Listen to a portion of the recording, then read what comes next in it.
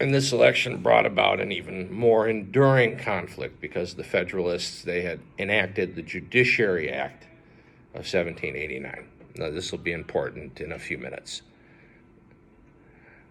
This set up the nation's initial federal court system, the Judiciary Act of 1789. So late in February of 1801, it became very apparent that Jefferson had beat Adams. So the Federalists controlled Congress, enacted legislation that created 42 additional federal judgeships. 42, that was quite a lot. Be quite a lot today.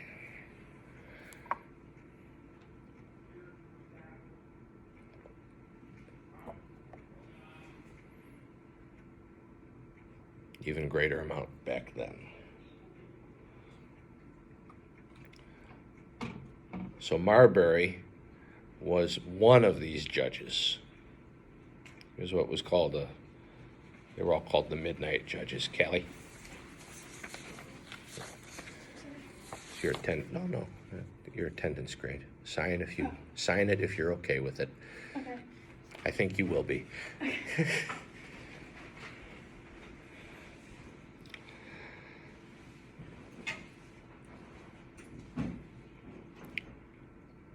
So he was, Marbury, appointed to be a justice of the peace in Washington, D.C. So 1801, 2 days before he left office, Adams appoints these 42 Federalists. The next day, who says government can't work fast? The still Federalist-controlled Senate confirmed the judges. Marbury, the the victim or the protagonist of our story, however way, there are a lot of different ways, I think, to look at him, was one of Adams' late appointed judges, and these guys were referred to as the midnight judges because it happened. They were appointed a day or two before Adams was to leave office.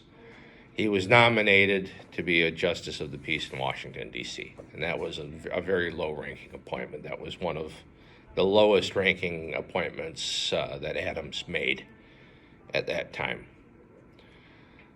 So on March 4th at noon, John Adams stops being president and Jefferson is sworn in. And the commissions of these several judges, including Marbury, had not yet been officially delivered to them. Now, what is important about a commission, having a commission delivered to you?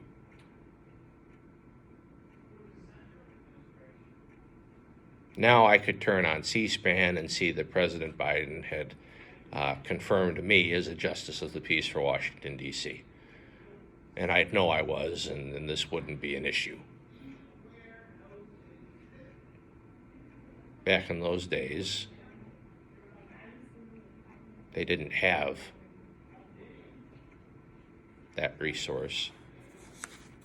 So the commission was the only way that the judge, justice, or whomever could prove he was who he said he was.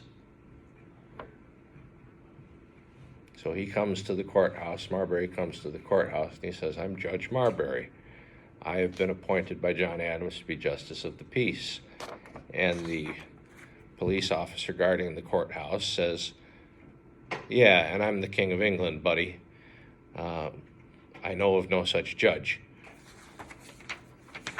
Marbury pulls out his commission, says, "Here it is, signed by the president himself." But the police officer says, "Pass." The police officer then knows who he is and can recognize Judge Marbury until his commission expires. This was the importance of commissions. It let the people at the courthouse really know who you were and that you had the authority to go there and judge cases. That was why these commissions were so pivotal.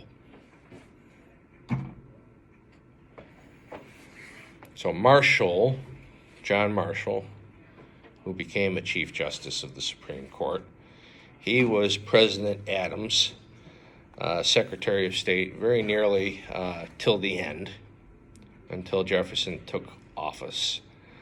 Adams wanted to retain a federalist grip on the government, so he was just kind of reluctant to part with them until he absolutely needed to.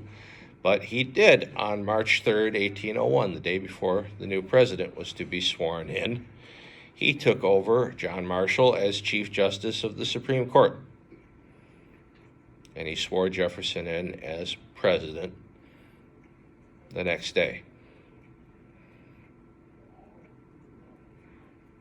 Now, the interesting thing to me about this whole thing, anyway, with John Marshall, is that John Marshall and Thomas Jefferson were cousins.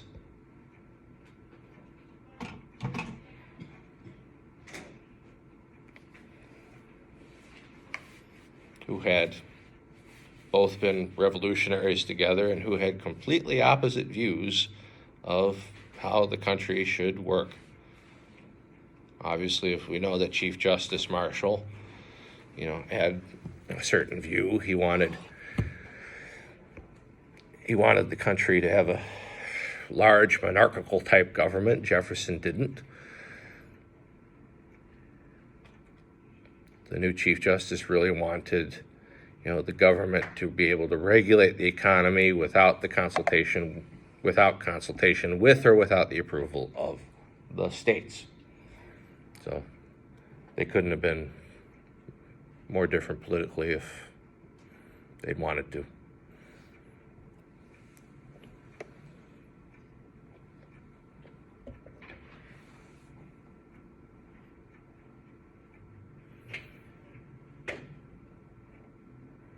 Now, the next part of the Marbury saga,